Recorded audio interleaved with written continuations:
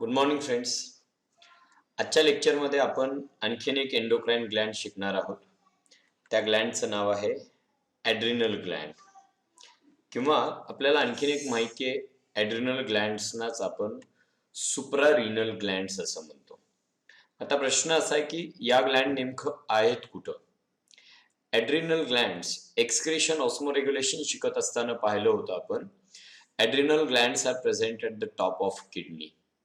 प्रत्येक किडनीच्या डोक्यावरती, प्रत्येक किडनीच्या वरच्या भागावरती, टॉपला, डॉर्सल साईडला, वरच्या बाजूला आपल्याला एक एक ग्लँड पाहायला मिळते आणि त्या ग्लँडला आपण ॲड्रिनल ग्लँड असं म्हणतो, किंवा suprarenal gland. Supra means above, renal means kidney.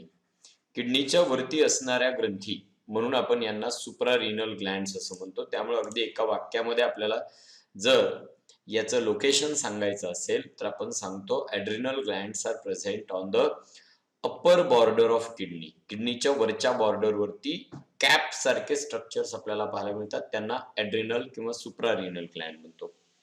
दुसरा प्रश्न असा आहे की what is the origin of adrenal glands और सुप्रारिनल ग्लँड?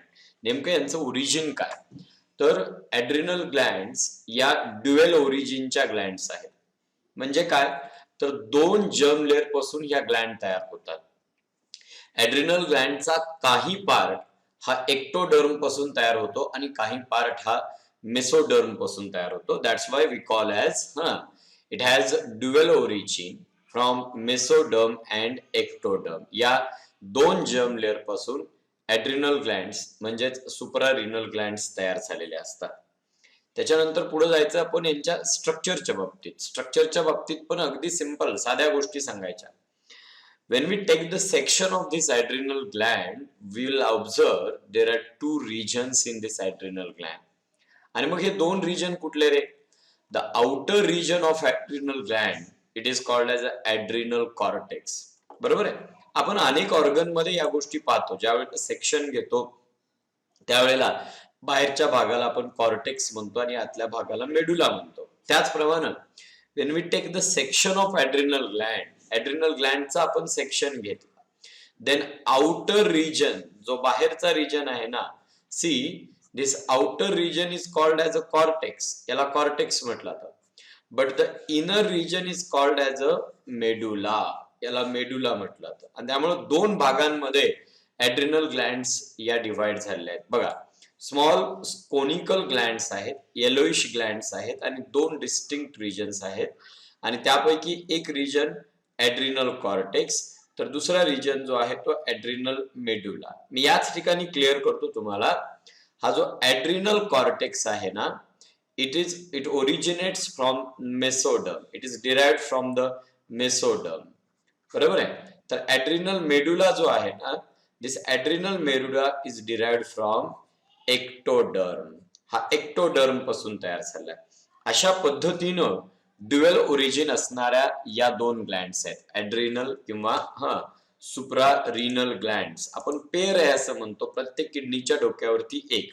पुन्हा या डायग्राम मध्ये आपण पाहू शकतो ॲड्रिनल ग्लँडचे दोन रिजन. बघा, सेक्शन घेतला या कोनिकल ग्लँडचा, त्यावेळेला आपल्याला पाहायला मिळतो जो बाहेरचा रिजन आहे येलोइश कलर मध्ये आपल्याला दिसतो तो, this outer region is called as a adrenal cortex and the inner region, हा आतमधला रिजन ज्याला आपण आता मार्किंग करतोय, see this inner region is called as a adrenal medulla. बरोबर आहे. मेडुलाच्या बाबतीत आपण काय सांगणार? मी पुन्हा तिचाच उल्लेख करेल. Medulla is the inner region. बरोबर आहे. Medulla is derived from embryonic ectoderm or it develops from ectoderm. Ectoderm पासून हा मेडुला डिराइव्ह झालेला आहे, डेव्हलप झालेला आहे. बरोबर आहे. आता हा जो ॲड्रिनल ग्लँडचा मेडुला आहे, याचं फंक्शन काय? तर this medulla secrete two important hormones. दोन महत्वाचे हॉर्मोन्स सिक्रेट करतो. त्यापैकी एका हॉर्मोनचं नाव आहे ॲड्रिनॅलिन आणि दुसऱ्याचं नाव आहे नॉर ॲड्रिनॅलिन, किंवा त्यांनाच आपण एपिनेफ्रिन आणि नॉन एपिनेफ्रिन असं म्हणतो. बरोबर आहे. Chemically both these are the catecholamines. हे पहा, कॅटेकोलामाइन्स आपण कुणाला म्हणतो रे? कॅटेकोलामाइन्स हा अशा केमिकलचा ग्रुप आहे की जे chemical they are secreted in blood in response to stress.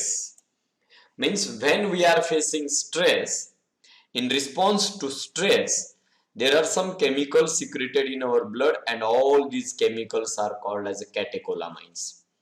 मग त्याप्रमाणे जर आपण विचार केला तर ॲड्रिनल मेडुला मार्फत सिक्रिट होणारे दोन्ही हार्मोन, एक ॲड्रिनॅलिन दुसरा नॉर ॲड्रिनॅलिन किंवा epinephrine and nor epinephrine, both are catecholamines. Means secreted in response to stress. स्ट्रेसच्या रिस्पॉन्स मध्ये सिक्रेट केल्या जातात. पुन्हा एकदा लक्षात घ्या बघा, it secrete, it means medulla, adrenal ग्लँडचा medulla, it secrete two hormones, adrenaline also called as epinephrine and noradrenaline also called as a norepinephrine.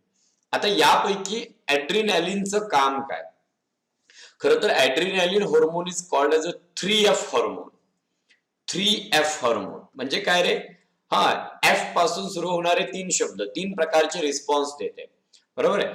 3 प्रकारचे इफेक्ट क्रिएट करते. Fight, flight and fright response ज्याला म्हटलं जातं. बघा, adrenaline is also known as an emergency hormone.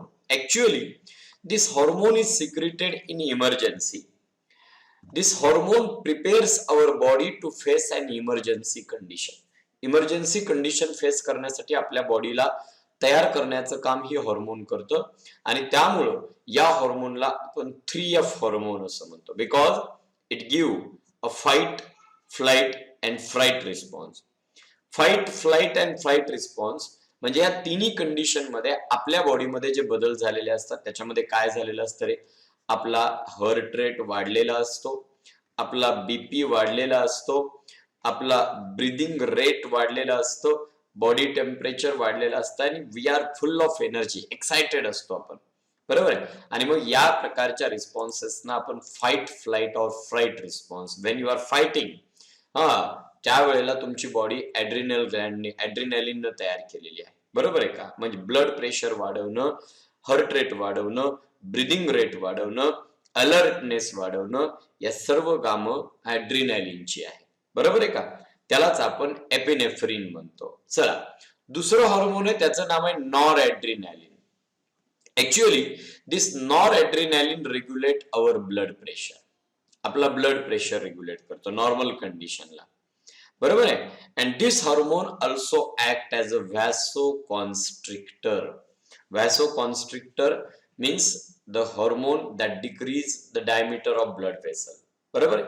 आणि मग त्या पद्धतीनं ब्लड व्हेसलचा डायमीटर कमी करतो म्हणजेच ब्लड प्रेशर वाढवतो. हे करण्याचं काम कोण करतो तर नॉर ॲड्रिनॅलिन. बरोबर आहे. आणि म्हणून आपण म्हणतो it regulate our blood pressure regulate करतो. बट इट या पद्धतीनं 2 महत्वाचे हार्मोन्स बरोबर आहे इमर्जन्सी कंडिशन मध्ये आपल्या ॲड्रिनल ग्लँडच्या मेडुला मधून सिक्रेट होतात की जो मेडुला एम्ब्रियोनिक एक्टोडर्म पासून डिराइव्ह केलेला ॲड्रिनल ग्लँडचा इनरमोस्ट रिजन आहे. Okay. Then the next part of the adrenal gland, that is adrenal cortex. मी पुन्हा रिपीट करेल. when we take the section of adrenal gland, the outer region is called as adrenal cortex. हा outer region आहे. बरोबर आहे का? outer region. आणि त्यालाच आपण कॉर्टेक्स असं म्हणतो. आता हा कॉर्टेक्स कशापासून डिराइव्ह झाला? this cortex is derived from mesoderm. yes, it is derived from mesoderm. Embryonic mesoderm पासून हा कॉर्टेक्स तयार झालेला आहे. बरोबर आहे. Structurally we can divide this cortex into 3 regions. 3 regions मध्ये आपण त्याला डिवाइड करतो. आता कॉर्टेक्स मध्ये सगळ्यात बाहेरचा रिजन आहे त्याला आपण झोना ग्लोमेरुलासा, मधला झोना फॅसिक्युलाटा आणि इनरमोस्ट रिजन आहे त्याला झोना रेटिक्युलारिस म्हणतो. बघा, या डायग्राम मध्ये आपल्याला खूप क्लिअर होतं. आपल्या पुस्तकातलीच डायग्राम आहे. सगळ्यात बाहेरचं कव्हरिंग असेल, that covering is called as a capsule. बरोबर आहे. त्याच्यानंतर एकदम आपण हा इथला एवढा सेक्शन घेतलेला पार्ट दाखवलाय ज्याच्यात कॉर्टेक्स दिसतोय, मेडुला दिसतोय. एकदम आउटर साइडला येलो कलरचं कॅप्सूल आहे. कॅप्सूलला लागून आत असणारा कॉर्टेक्सचा रिजन याला आपण झोना ग्लोमेरुलासा असं म्हणतो. झोना ग्लोमेरुलासा. झोना ग्लोमेरुलसच्या आतमध्ये असणारा region, that is called as zona fasciculata. आणि झोना फॅसिक्युलॅटाच्या आतून असणारा region that is called as zona reticularis किंवा रेटिक्युलॅरिस ॲड्रिनल. आणि मग हा ग्लोमेरुलासा, फॅसिक्युलॅटा आणि रेटिक्युलॅरिस हे 3 रिजन मिळून ॲड्रिनल कॉर्टेक्स आणि त्याच्या इनर साइडला असेल तो ॲड्रिनल मेडुला. हा ॲड्रिनल मेडुला ज्याचे हॉर्मोन्स ऑलरेडी आपण शिकलो, बरोबर आहे. आता हा जो झोना ग्लोमेरुलासा, झोना फॅसिक्युलॅटा आणि झोना रेटिक्युलॅरिस हे तीनही लेयर कॉर्टेक्सचे आहेत. And all these hormone layers togetherly secrete stem steroid hormones. काही स्टिरॉइड हॉर्मोन सिक्रेट करतो आणि मग ॲड्रिनल ग्लँडच्या कॉर्टेक्स मार्फत सिक्रेट होणारे स्टिरॉइड हार्मोन आणि त्यामुळं आपण त्यांना कॉर्टिकोस्टिरॉइड्स असं नाव देऊया, बरोबर आहे. किंवा त्यांना आपण कॉर्टिकॉइड्स असं म्हणतो. जर तुम्हाला विचारलं व्हॉट इज मीन बाय और what are adrenal corticoids, corticoids काय आहेत, तर these are the steroid hormones secreted by adrenal cortex. By which layer of cortex? By all 3 layers of cortex. Means zona glomerulasa, zona fasciculata, zona reticularis. हे 3 layer मिळून जे steroid hormone secret करतात त्यांना commonly आपण corticoids म्हणतो. तेच hormone आपल्याला पुढे शिकायचे, पण त्याच्या अगोदर आणखीन एक वेळेला ॲड्रिनल ग्लँडच्या कॉर्टेक्स बद्दलची माहिती बघा. आता कॉर्टेक्स आहे की नाही, ॲड्रिनल ग्लँडचा जो कॉर्टेक्स आहे, this cortex is the outer region of the gland. Origin काय? It is derived from embryonic mesoderm. त्याचे 3 लेयर कुठले रे? It is divided in 3 layer called as zona glomerulasa, zona fasciculata, zona reticularis. And all 3 layers of adrenal cortex commonly secrete some steroid hormone called as corticoids, बरोबर आहे. आता ते corticoids कुठले कुठले बघा. झोना ग्लोमेरुलासा याच्यामधून जे स्टिरॉइड हार्मोन सिक्रेट केले जातात त्यांना आपण म्हणतो मिनरलो कॉर्टिकॉइड्स. बघा, these are the type of corticoids. मग ग्लोमेरुलासा मार्फत सिक्रेट केलेले मिनरलो कॉर्टिकॉइड्स.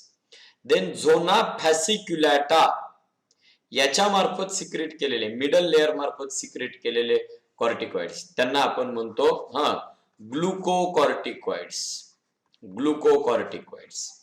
आणि झोना रेटिक्युलॅरिस मार्फत सिक्रेट केलेले हार्मोन त्यांना म्हणायचं गोनॅडोकॉर्टिकॉइड्स, बरोबर आहे का. त्यातला पहिला प्रकार mineralocorticoids. Again I am repeating, mineralocorticoids are secreted by zona glomerulosa याच्या मार्फत सिक्रेट केले जातात. त्याच्या पुढचा मुद्दा की या मिनरलोकॉर्टिकॉइड्सचं फंक्शन काय. What is the function of mineralocorticoids. तर mineralocorticoids regulate ionic and water balance in the body. Ion आणि वॉटरचा बॅलन्स मेंटेन करतात. शरीरामध्ये, बॉडी फ्लुइड मध्ये, ब्लड मध्ये किती प्रमाणात आयन्स असावेत, किती प्रमाणात पाणी असावं, बरोबर आहे का. बघा, they are released for regulating sodium and potassium ion concentration in the body or in blood, in body fluid. किती प्रमाणात असावं, कारण the excretion of sodium and potassium is regulated by these mineralocorticoids. म्हणजे या मिनरलोकॉर्टिकॉइडचा इफेक्ट कुठेतरी urine फॉर्मेशनच्या प्रोसेसशी आहे. Urine formation, बरोबर आहे का. रक्तामध्ये जादा झालेले सोडियम आयन, बरोबर आहे, किंवा सोडियम आयन कमी झाले असतील तर काय केलं जातं ते आपण बघूया इथं. The regulate salt water balance. आणि सॉल्ट वॉटर बॅलन्स वरतीच आपल्या ब्लडचा व्हॉल्यूम, ब्लडची व्हिस्कॉसिटी आणि ब्लडचा प्रेशर डिपेंड करतो, बरोबर आहे का. ब्लड मध्ये जर सॉल्ट वाढले तर व्हिस्कॉसिटी वाढते आणि खूप व्हिस्कॉसिटी वाढायला लागली तर ते डायल्यूट करण्यासाठी वॉटर रिटेन केलं जातं. वॉटर रिटेन केलं तर ब्लडचा व्हॉल्यूम वाढतो आणि व्हॉल्यूम वाढला की प्रेशर वाढतो. पुन्हा एकदा लक्षात घ्या बघा, जर मिनरलोकॉर्टिकॉइड सिक्रेट झाले तर युरिन फॉर्मेशनच्या वेळेला ते सोडियमचं रिअब्सॉर्प्शन वाढवतात. म्हणजे बॉडी फ्लुइड मध्ये सोडियमचं प्रमाण वाढतं.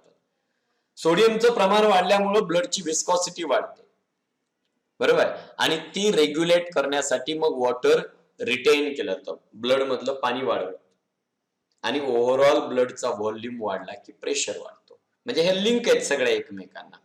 आणि मग ते वॉटर आणि सॉल्टचा बॅलन्स मेंटेन करण्याचं काम मिनरलोकॉर्टिकॉइड्स करतात. There are different type of mineralocorticoids, but aldosterone is the main mineralocorticoid. It is called as a salt retaining hormone. Body मध्ये सोडियम सॉल्ट रिटेन करणारं हे हॉर्मोन आहे and it is the main mineralocorticoid. हाच मुख्य mineralocorticoid आहे. कुठला? Aldosterone. आणि already we discussed its role in excretion. We know this aldosterone act on nephron. बरोबर आहे.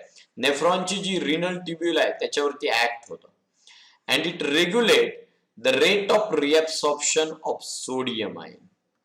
वी नो, आपण ऑस्मो रेग्युलेशन मध्ये शिकलो, ज्या वेळेला ब्लड मधील सोडियमचं प्रमाण कमी व्हायला लागतं त्यावेळेला ॲड्रिनल ग्लँडचा कॉर्टेक्स अल्डोस्टेरॉनला सिक्रेट करतो आणि मग हे अल्डोस्टेरॉन या फ्लुइड मधल्या सोडियम आयनचं रिअब्सॉर्प्शन वाढवतो, पण पोटॅशियमचं एक्सक्रीशन वाढवतो. आणि त्यामुळे अल्डोस्टेरॉन मुळे काय होतं रे, सोडियम आयनचं रिअब्सॉर्प्शन होतं, म्हणजे युरिन मध्ये लॉस होऊ दिले जात नाही, ते ऍब्सॉर्ब करून ब्लड मध्ये टाकलं. म्हणजे हे सॉल्टचं कॉन्सन्ट्रेशन, सोडियमचं कॉन्सन्ट्रेशन बॉडी फ्लुइड मध्ये वाढवण्याचं काम करतो, बरोबर. मात्र पोटॅशियम आयनचं प्रमाण कमी करण्याचं काम करतो, कारण त्याचं एक्सक्रीशन वाढवतो, बरोबर आहे का. बघा, it balances sodium and potassium level in body fluid, आणि तो मिनरलोकॉर्टिकॉइड. म्हणजे जर जादा झालं मिनरलोकॉर्टिकॉइड तर सोडियम वाढतील, पोटॅशियम कमी होतील, आणि कमी झालं तर सोडियम कमी होतील कारण ते एक्सक्रीट होतील आणि पोटॅशियम वाढेल. अशा प्रकारचे हे mineralocorticoids. Aldosterone is the main mineralocorticoid. Okay. ह्याच्यानंतर कॉर्टिकॉइड्सचा दुसरा प्रकार, त्यांना आपण म्हणतो glucocorticoids. Actually these hormones are secreted by zona fasciculata. Glucocorticoids are related with the metabolism of carbohydrates, lipids and proteins. या तिघांच्या मेटाबॉलिझमशी रिलेटेड हे हॉर्मोन आहे ग्लुकोकॉर्टिकॉइड. ऍक्च्युअली ग्लुकोजचं सिंथेसिस रेग्युलेट करतात, म्हणजे फॅट्स किंवा प्रोटीनचं कन्व्हर्जन ते ग्लुकोज मध्ये करतात आणि नवीन ग्लुकोज मॉलिक्यूल तयार करतात. That process is called as अ ग्लुकोनिओजेनेसिस. आणि हे लिव्हरच्या सेलमध्ये चालते. त्यासाठी आपण पुन्हा थोडंसं एक्सक्रीशन मध्ये जावं लागेल, पण त्याच्या अगोदर लक्षात ठेवा ग्लुकोकॉर्टिकॉइड्स, बरोबर, काय रेग्युलेट करतात? Regulate metabolism of carbohydrates, proteins and lipids. Actually proteins आणि लिपिडचं कन्व्हर्जन कार्बोहायड्रेट मध्ये करणे हे यांचं काम आहे, बरोबर आहे का. बघा, यामध्ये कॉर्टिसोल नावाचा ग्लुकोकॉर्टिकॉइड आहे, that is the main glucocorticoid. आणि म्हणून आपण म्हणतो cortisol is an important glucocorticoid. It increases blood glucose level. How it increases blood glucose level? It convert amino acids and fatty acids into glucose, बरोबर आहे. It is responsible for increase in blood glucose level. आणखीन एक मुद्दा लक्षात ठेवा, आपण excretion मध्ये शिकलो आहे की ज्या वेळेला आपल्या शरीरामध्ये अमिनो ऍसिड शिल्लक राहतात, excess amino acids cannot be stored in body fluid. मग काय केलं जातं? They are sent to liver where there amino group is removed, आणि त्या प्रोसेसला आपण म्हणतो डीएमिनेशन. डीएमिनेशन लिव्हर मध्ये अमिनो ऍसिडचा अमिनो ग्रुप काढला जातो आणि राहिलेला जो पार्ट आहे that is converted to carbohydrate. या पद्धतीने अमिनो ऍसिडचं रूपांतर कार्बोहायड्रेट मध्ये केलं, ग्लुकोज मध्ये केलं, तर साहजिकच ब्लड मधली ग्लुकोज लेवल वाढत जाईल. अशा प्रकारे एका बायोमॉलिक्यूलचं कन्व्हर्जन दुसऱ्या बायोमॉलिक्यूल मध्ये करणं, ही प्रोसेस रेग्युलेट करणारे हे कॉर्टिसोल नावाचं हॉर्मोन आहे. कॉर्टिसोलला आणखीन काही फंक्शन आहे, त्यातलं एक फंक्शन पहा. Cortisol and steroid hormone, it is immunosuppressive. It suppresses immunity. How it suppresses immunity? Because it suppresses synthesis of antibody. Antibody synthesis suppress होतो आणि त्यामुळे इम्युनिटी सप्रेस होते. त्यामुळं जनरली बरेचशी स्टिरॉइड्स हे इम्युनिटी वीक करतात, इम्युनिटी सप्रेस करण्याचं काम करतात. त्याच्यामध्ये हा कॉर्टिसोल पण आलाच. हा जो कॉर्टिसोल आहे याचा आणखीन एक महत्वाचा रोल, हा इम्युनोसप्रेसिव्ह असल्यामुळेच याला ॲलर्जिक ट्रीटमेंट मध्ये वापरतात. So it is used in the treatment of allergy. आणखीन एक महत्वाचं सांगितलं जातं, cortisol prepare body to face emergency condition. बरं, prepare animal to face emergencies in nature. For example starvation असेल, भूक लागलेली असेल, जेवण मिळत नसेल, अशा वेळेला ग्लायकोजन ब्रेक करून ग्लुकोज तयार केला होता. हा झाला एक भाग. पण दुसरा भाग आहे प्रोटीनचं किंवा लिपिडचं कन्व्हर्जन पण ग्लुकोज मध्ये केलं जातं इमर्जन्सी कंडिशन मध्ये बॉडीला ग्लुकोज प्रोव्हाइड करण्यासाठी. बरोबर आहे का? असे हे ग्लुकोकॉर्टिकॉइड्स दुसऱ्या प्रकारचे हार्मोन. बरोबर आहे का? आता या दोन हार्मोनशी रिलेटेड असणारे डिसऑर्डर बघा, आपण तीन कॉर्टिकॉइडचे प्रकार शिकणार आहोत. मिनरलोकॉर्टिकॉइड्स, ग्लुकोकॉर्टिकॉइड्स आणि सेक्स कॉर्टिकॉइड्स. आतापर्यंत फक्त दोनच शिकलो, मिनरलोकॉर्टिकॉइड्स आणि ग्लुकोकॉर्टिकॉइड्स. आपण आणखीन सेक्स कॉर्टिकॉइड्स कडे गेलो नाहीये, पण तो भाग नंतर शिकूया. सुरुवातीला मिनरलोकॉर्टिकॉइड आणि ग्लुकोकॉर्टिकॉइडशी रिलेटेड असणाऱ्या काही डिसऑर्डर आपल्याला शिकायच्यात. यापैकी एक डिसऑर्डर आहे ज्याला आपण म्हणतो Addison's disease. Actually what causes Addison's disease? तर hyposecretion of mineralocorticoids and glucocorticoids cause Addison's disease. बघा, hyposecretion of mineralocorticoids and glucocorticoids, it is responsible for Addison's disease. म्हणजे या हार्मोनचं प्रमाण कमी झालं. ज्याला या दोन्ही हार्मोनची फंक्शन्स लक्षात आली त्याला ॲडिसन्स डिसीजचे सिम्पटम्स, इफेक्ट सांगण्याची गरजच नाहीये. हे पण मिनरलोकॉर्टिकॉइड म्हणजेच अल्डोस्टेरॉन सारखे ते ब्लड मधला सोडियम वाढवतात आणि पोटॅशियम कमी करतात. मग जर हे हार्मोन कमी झालं असेल तर साहजिकच ब्लड मधले सोडियम कमी होतील आणि पोटॅशियम वाढेल. म्हणजे युरिन फॉर्मेशनच्या वेळेला सोडियमचं रिअब्सॉर्प्शन कमी होईल. बरोबर आहे? आणि म्हणजेच त्या व्यक्तीच्या रक्तातले सोडियमचे प्रमाण कमी होईल, युरिन मध्ये वाढेल. त्याला आपण excretion of more sodium in urine, त्याला नॅट्रियुरेसिस म्हणतो आपण. हे आपल्याला ऑलरेडी माहिती आहे. नॅट्रियुरेसिस म्हणजे काय रे? युरिन बरोबर सोडियम आयनचा लॉस जास्त होत असतो आणि ते लक्षण आपल्याला ॲडिसन्स डिसीज मध्ये दिसतं. बघा, characteristic feature, low blood sugar. आता का लो ब्लड शुगर आहे? कारण की ग्लुकोकॉर्टिकॉइड पण कमी झालेले आहेत आणि ग्लुकोकॉर्टिकॉइड्स इन्क्रीजेस ब्लड शुगर. जर हे कमी पडले तर त्या व्यक्तीच्या ब्लड मधली शुगर कमी झालेली असेल. बरोबर आहे का? दुसरी disorder, low sodium and high potassium. बघा, low sodium ion and high potassium ion concentration. कारण काय रे? ॲडिसन हे जे मिनरलोकॉर्टिकॉइड आहे ते सोडियमला वाढवतं आणि पोटॅशियमला कमी करतो. पण आता इथं हा हार्मोनच कमी प्रमाणात झालाय म्हणजे आता सोडियम वाढेल आणि सोडियम कमी होईल आणि पोटॅशियम वाढेल. बरोबर आहे? युरिन मध्ये सोडियमचा लॉस ज्यादा होतो. Increased loss of sodium and water in urine. Yes, water पण का लॉस होतं रे? कारण की सोडियम एक्सक्रीट झालं ज्यादा की ब्लडची विस्कॉसिटी कमी होती आणि ते कमी झालं की वॉटर एक्सक्रीट केलं. ओके, पुढचं फंक्शन आपल्याला या ठिकाणी सांगता येईल, it leads to weight loss. Why weight loss? कारण की सोडियमचं प्रमाण कमी, मेन म्हणजे ग्लुकोजचं प्रमाण, शुगर प्रमाण कमी. देन विकनेस, एनर्जीच कमी प्रमाणात तयार होईल. Nausea, vomiting and diarrhoea, these are some common symptoms of Addison's disease that is caused due to low secretion of mineralocorticoids and glucocorticoids. बरोबर आहे? एक झोना ग्लोमेरुलासा मार्फत सिक्रेट होणार आहे आणि दुसरे फॅसिक्युलेटा मार्फत सिक्रेट होणार आहे.